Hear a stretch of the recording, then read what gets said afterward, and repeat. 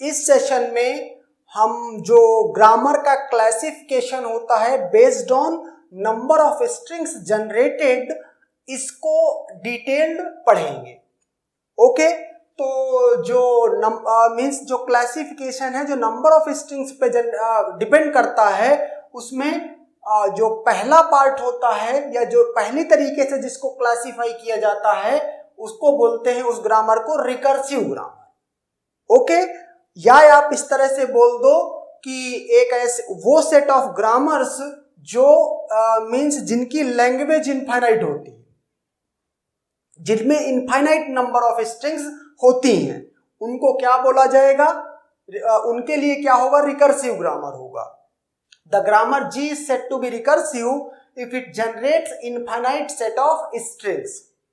Okay, अगर infinite set of strings हैं तो वो एक लैंग्वेज बनेगी, मीन्स सारी स्ट्रिंग्स को एक सेट में डाल दो, सेट को लैंग्वेज बोल दो। ओके, तो बोलता है कि ये जो है रिकर्सिव मीन्स ग्रामर है। जिस ग्रामर ने इन स्ट्रिंग्स को जनरेट किया है वो ग्रामर रिकर्सिव ग्रामर है। अगर इसकी टिपिकल डेफिनेशन देखी जाए तो क्या कहता है? The grammar G is said to be recursive if it contains at least one production which has same non-terminal at both LHS and RHS। LHS क्या? अगर एक प्रोडक्शन है ये अल्फा टू बीटा, तो कहता है इसका लेफ्ट LHS क्या है? ये है, और RHS क्या है? वो राइट हैंड साइड वो ये है।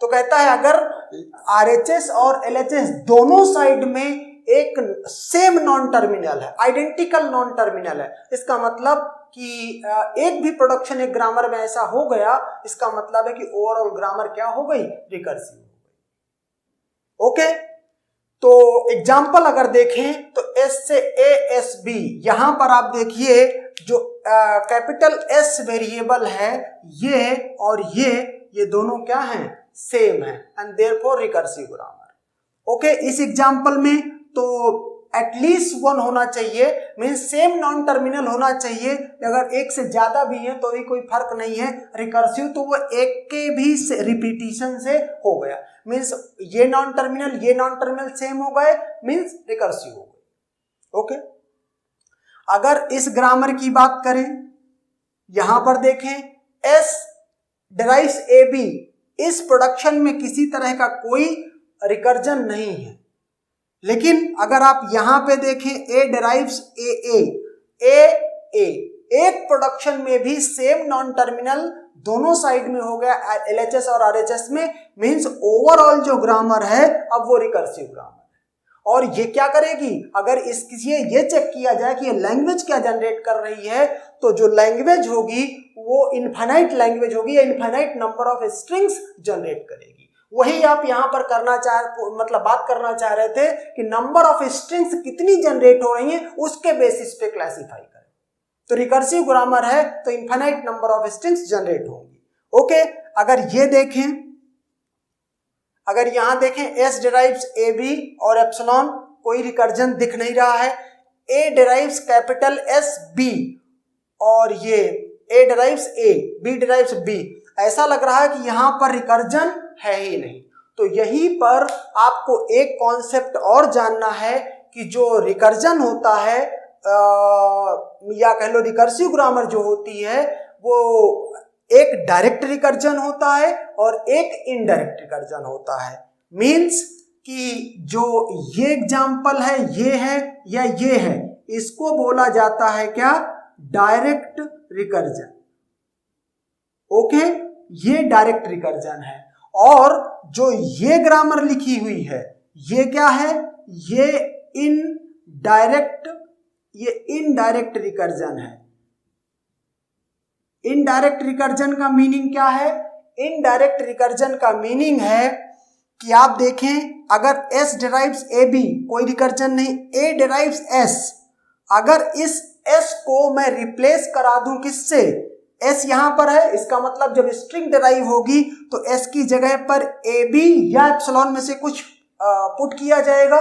तो अगर मैं AB पहले ही यहां पुट कर दूं तो क्या हो जाएगा? A derives AB, A B और स्मॉल b।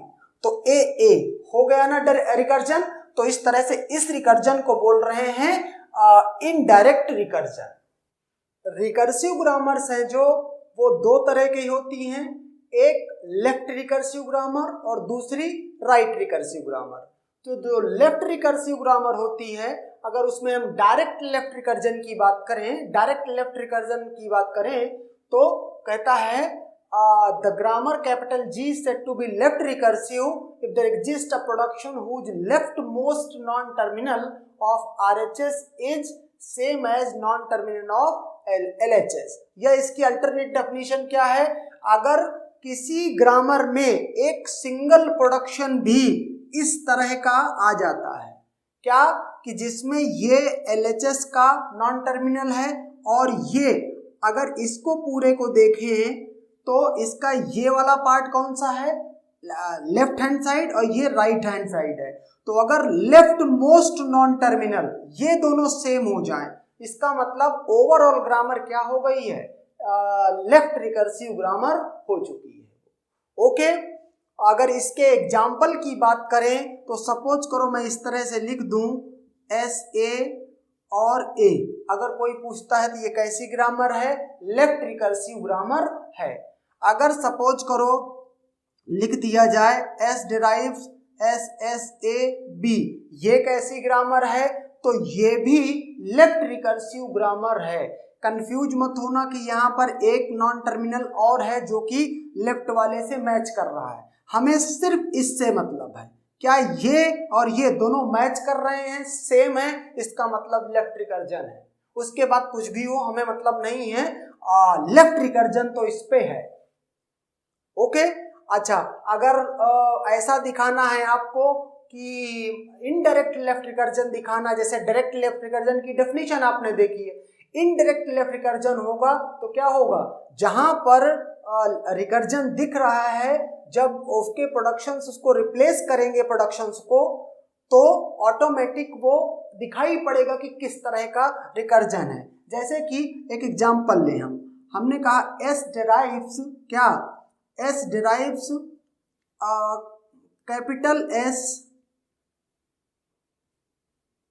कैपिटल S और A और A। ओके, और यहां से क्या करूं मैं? A derives कैपिटल S और ये B, और यहां से इसको टर्मिनेट करा देता हूं। ओके, और इसको भी टर्मिनेट करा देता हूं यहां पे। तो अगर यहां से इस S और इस S को देखेंगे तो ये डायरेक्ट मींस क्या है? डायरेक्ट लेफ्ट रिकर्जन है। लेकिन अगर इस S को यहां पर एक हम और लिख लेते हैं, क्या? A B, और B को यहां टर्मिनेट करा देता हूं B और एप्सिलॉन से, तो क्योंकि डायरेक्ट लेफ्ट रिकर्जन दिख नहीं रहा था। तो अगर आप SASB इस S से लेफ्ट रिकर्जन देखना चाहते हैं तो आप क्या करें? S जब आएगा तो S derives AB को यहाँ पे रिप्लेस कराएं, तो प्रोडक्शन क्या बन जाएगा? A derives प्रोडक्शन क्या बन जाएगा? A B और ये B, ये देखिए लेफ्ट दोनों का मैच कर गया। ओके, तो इस तरीके से जो लेफ्ट रिकर्जन होता है वो डायरेक्ट और इनडायरेक्ट दोनों होता है। लेफ्ट की हमने डायरेक्ट लेफ्ट रिकर्जन की डेफिनेशन देखी है, और अगर इनडायरेक्ट लेफ्ट रिकर्जन होगा तो उसको ऐसे हैंडल करेंगे। सिमिलरली अगर मैं बात करूं यहाँ पर कि क्या बोलते हैं, ये राइट रिकर्जन कैसे, क्या राइट रिकर्सिव ग्रामर क्या होती है, अगर बात करें राइट रिकर्सिव ग्रामर क्या होती है और उसमें भी डायरेक्ट की बात करें तो कहता है जहां ये लेफ्ट है यहाँ क्या कर दो? यहाँ राइट कर दो। ओके, जहां ये लेफ्ट है यहाँ पे क्या कर दो? ये राइट कर दो।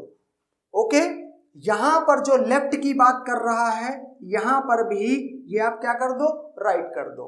जो ये प्रोडक्शन लिखा हुआ है, जो ये प्रोडक्शन लिखा हुआ है, इसको फिर क्या कर देंगे? A derives अल्फा A और ये बीटा, मीन्स ये दोनों नॉन टर्मिनल। अगर इसकी बात करें, इस प्रोडक्शन की इधर बात करें, इस साइड को मैं LHS बोलूँ, इसको सॉरी इसको लेफ्ट हैंड बोलूँ, इसको राइट हैंड बोलूँ, इसको लेफ्ट साइड बोलूँ, इसको राइट साइड बोलूँ, तो राइट मोस्ट नॉन टर्मिनल वो क्या हो, दोनों सेम हो जाएं। अगर इस तरह का एक सिंगल प्रोडक्शन भी किसी ग्रामर में मिलता है, इसका मतलब वो ग्रामर क्या है, राइट रिकर्सिव ग्रामर है। ओके, और ये राइट रिकर्जन डायरेक्ट और इनडायरेक्ट दोनों हो सकता है। मीन्स कि अगर कोई ग्रामर लिखी हुई हो और इस तरह से हो तो ये क्या है, राइट रिकर्जन है, डायरेक्ट राइट रिकर्जन है। ओके, सपोज करो कि और क्या लिखा मैंने, S derives S S A S, तो ये क्या है, ये भी क्या है, डायरेक्ट राइट रिकर्जन है। मुझे इन सब से कोई मतलब नहीं है। हाँ, इसमें लेफ्ट रिकर्जन है, लेकिन मैं फोकस कर रहा हूं कि क्या ये इसको मैं राइट रिकर्सिव ग्रामर बोल सकता हूं। यस, बोल सकता हूं। क्यों? क्योंकि ये जो ग्रामर, ये जो नॉन टर्मिनल है और जो ये नॉन टर्मिनल है, ये दोनों सेम है, और चूंकि सेम है एंड देयरफॉर ये राइट रिकर्सिव ग्रामर भी इसको मैं बोलूंगा। और कुछ बोलना हो तो आप बोलो, लेकिन राइट रिकर्सिव ग्रामर भी मैं इसको बोलूंगा। सिमिलरली इसमें इनडायरेक्ट राइट रिकर्जन भी हो सकता है। Okay, and the second type of classification is non recursive grammar. तो नॉन रिकर्सिव ग्रामर क्या है कि the grammar which does not have any production with same non terminal at both LHS and RHS।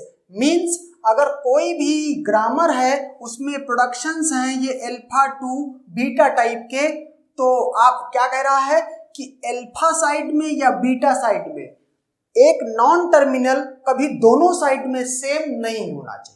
अगर ऐसा है तो उस grammar को क्या बोला जाएगा, नॉन रिकर्सिव ग्रामर बोला जाएगा। ओके, अब चूंकि ये क्लासिफिकेशन था based on number of strings generated, तो उसके बेसिस पे अगर डेफिनेशन देखें तो grammar capital G is said to be non-recursive if it generates finite set of strings। चूंकि दोनों साइड में कोई नॉन टर्मिनल शेयर ही नहीं हो रहा है, मीन्स आइडेंटिकली नहीं है, सेम ही नहीं है, तो रिकर्जन नहीं हो पाएगा। रिकर्जन नहीं हो पाएगा तो जो number of strings total generate होंगी वो फाइनाइट होंगी। अगर एग्जांपल देखें नॉन रिकर्सिव ग्रामर का, तो एक एग्जांपल ये है, क्या कह रहा है ये, S डिराइव्स AB और A से A और B से B। तो यहाँ पर जो ये लैंग्वेज जनरेट कर रहा है ये क्या है, सिर्फ एक ही स्ट्रिंग है AB, फाइनाइट। ओके, अगर इसको देखें तो ये जो लैंग्वेज जनरेट कर रहा है ये भी कोई भी नॉन टर्मिनल दोनों साइड सेम नहीं है, इसका मतलब है नॉन रिकर्सिव ग्रामर है। इसका मतलब है ये ग्रामर जो लैंग्वेज जनरेट करेगी वो फाइनाइट होगी, मतलब जो टोटल नंबर ऑफ स्ट्रिंग्स होंगी लैंग्वेज में वो फाइनाइट होंगी। और इसमें 3 स्ट्रिंग है A, B और AB। Okay, and that's done.